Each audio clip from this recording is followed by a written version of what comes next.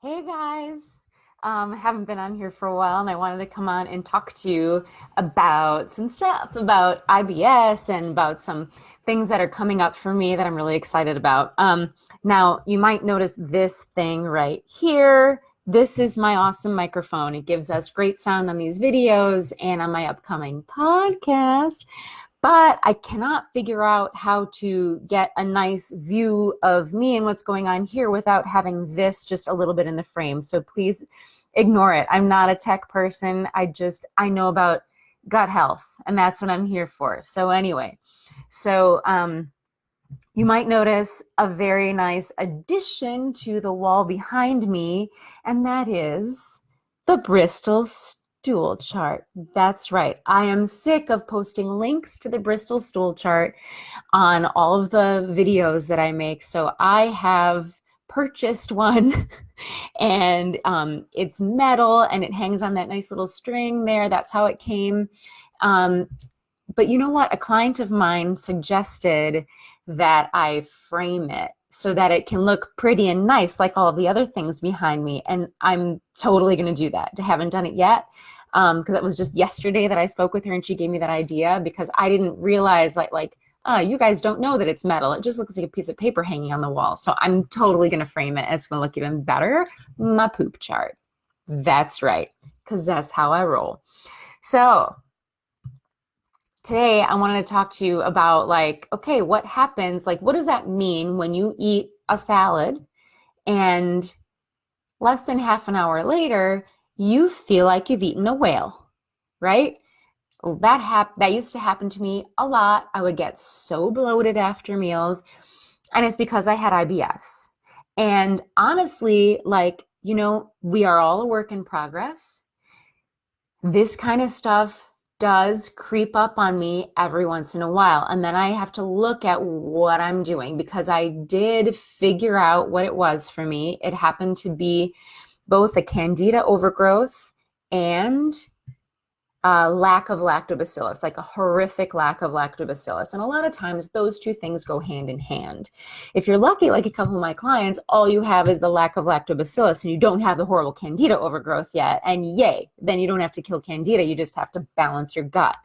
So that's kind of where I go back to every once in a while because I had so many years of consuming things that killed my natural, healthy, beneficial bacteria. I hate to call it healthy, beneficial bacteria.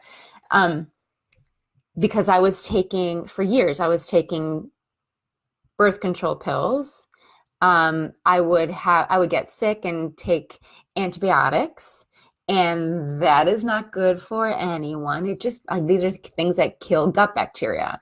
I was really under a lot of stress. I was doing auditions all the time, lots of rejection, which I'm used to, and it's okay. And I developed a thick skin, but it still is a lot of stress. I mean, you're on the subway, going downtown to sing an aria for people you've never met before. And you open your mouth to sing, it's a really personal thing and it's stressful. And so I was going through all those things and I would take steroids sometimes. When I got sick and my voice was gone and I just really needed to get it back, I would go to a doctor and be like, here, fix me up. I need something quick, and they would give me steroids then. That also actively kills gut bacteria.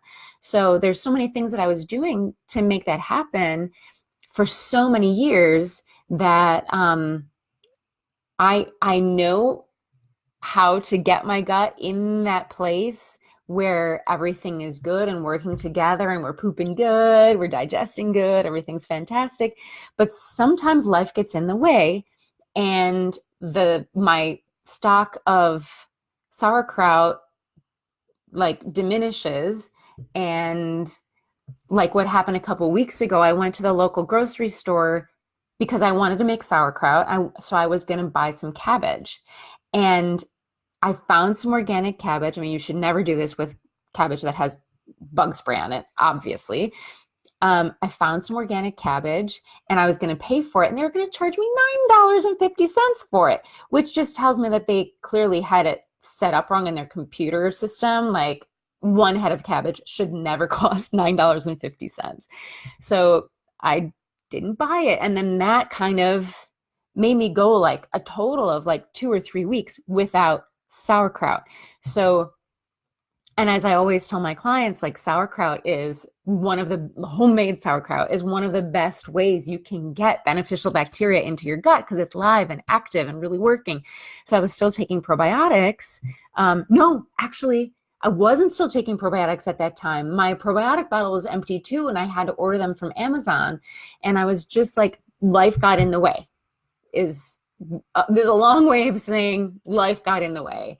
And I ran out of probiotics to keep putting into my body because this takes years to rebuild your gut bacteria, and it's never going to just sit there and be okay and you don't have to upkeep it, because we're still constantly exposed to bug spray in our food. Like when we go out to eat, like I live in Florida and there just aren't organic restaurants. And I still, I'm a normal person. I still go out to eat sometimes, and I'm doing this wrong. We always end up, it's impossible to avoid it. It's impossible to avoid bug spray in our food. And so that's why I think it's so important to definitely buy organic for the stuff that you eat at home and you cook at home.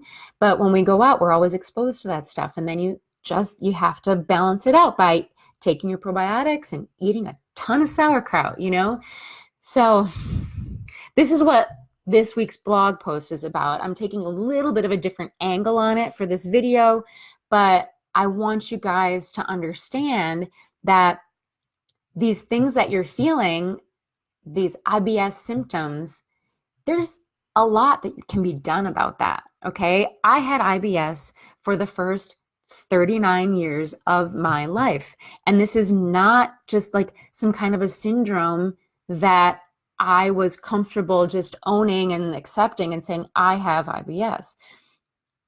I had IBS until I went and did something about it. Okay. And then I went to functional medicine school to help me further understand what I did about it.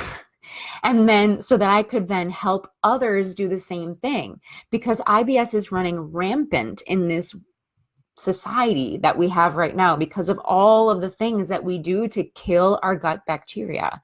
And as I said in past blog posts, this IBS and like the food that we eat is downstream causing autoimmune conditions, and it's not necessary.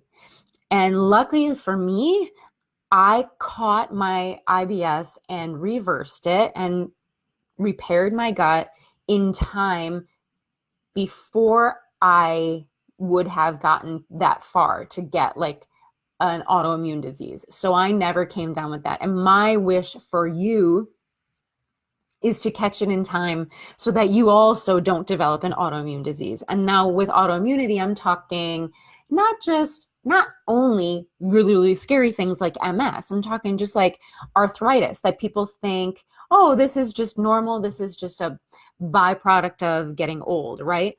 Well, a lot of old people have have arthritis because they've had IBS for so long that it's progressed to a point where now their body is attacking its own tissue because of your gut issues. And it's still at that point reversible and repairable. But my wish for you is that you either you're there and you come to me and you're like, I want to repair this. I want to take care of this because I care about myself. I care about my health. And I'm sick and tired of not being able to move my joints. Or I want you to think, oh gosh, if that's in my future, now when it's time that I'm not on any meds yet and I can nip it in the bud before it goes there, now's the time to do that. For me, the reason why I finally just dealt with, and I was like, no, like all these things that the doctors are saying is wrong. They're like, I don't know what causes IBS. Bullshit. Everybody knows it's cause. I can tell you 10 things that cause IBS like off the top of my head. Don't even tell me a doctor doesn't know. Wow, I just interrupted myself. And anyway, the reason why I did that when I did is because I was just in so much pain, and I had seen my grandfather and my great grandmother, so my grandfather's mother, both die of colon cancer. And I put that together. Okay, like first I realized that I was constipated the first 39 years of my life, which I did not know before that. That's why I have the Bristol stool chart here, so that more people can kind of realize, oh, those tiny little balls mean that I'm constipated. Oops. And then, further educate you to know that if you're only pooping like once every other day or even less than that, you're constipated. Like you want to be pooping at least once a day, if not 3 times. And it should look a certain way. It should look like number 4 on the Bristol stool chart, which I'm going to bring for you right now. How convenient that I have it right here. Okay, now I have to move this so I can see. Okay, Bristol stool chart. Okay, number 4 is ideal. Number 4 is what we want. Number 1 is what I had for most of my life. Number 2 is like number 1 stuck together. So I don't know if you can see that. It's like a bunch of these number 1 things stuck together. Number 3 is like a sausage, but with cracks on the surface. Number 4 is what we want. That's unicorn poo. That comes out like soft serve ice cream. It's the coolest. And then this is soft. So this is little hard blobs. These are little soft blobs with clear cut edges. Okay. And that's on the way to diarrhea. Then here is like, everybody's seen this fluffy little stuff that comes out.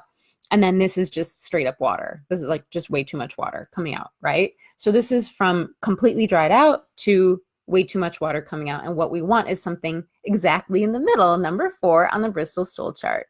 Yeah, that's what it should be. Once a day, if not 3 times a day, in large quantities, where you feel like you're empty and done when you're done. Okay, you shouldn't feel like there's something still in there that you need to push out when you're done pooping. And this is very important. And if you're walking around gassy and tired and achy and like brain fog and all of that stuff, I can help you. Okay. So I have in the little thing underneath this video, I have my jot form. I'm not explaining this very well. Okay. So I have a contest that I'm doing right now. So I have this form that you can fill out. It's an application to have a free 30-minute repair your gut and regain your energy session with me. Okay. So today is Thursday, January 16th, 2020. And next week, Tuesday is the last day of this contest. That's when I'm going to be looking at all of the applications and deciding which 15 people get that free session with me. Okay. And,